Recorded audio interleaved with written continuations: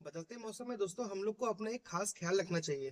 दोस्तों विंटर्स के बाद जब प्लीजेंट वार्म स्प्रिंग सीजन आता है तो वो साथ में दोस्तों कई हेल्थ इश्यूज भी लाता है, जैसे कि फीवर आना हो गया, एलर्जीज हो गया, हाथ पैरों में दर्द हो गया, रेस्पिरेटरी प्रॉब्लम्स हो गई, और खासकर दोस्तों स्किन के डिजीज ऐसे मौसम में बढ़ जाते हैं।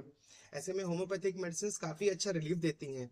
यूज करिए ब्राइनिया 30 अगर बदलते मौसम में आपको फीवर आए। दोस्तों काली बाइक्रोम अगर आपको कोल्ड हो, एंटिम टार्ट 30 अगर आपको कफ बहुत ज्यादा बनता हो, रोडोडेंड्रॉन अगर आपके हाथ पैरों में बहुत तेज दर्द होता हो, नेट्राम्यूट 30 अगर आपको स्किन की कोई भी दिक्कत हो।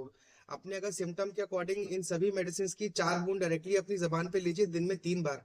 आपको अपनी होने वाली सभी प्रॉब्लम से छुटकारा मिलेगा। Thank you.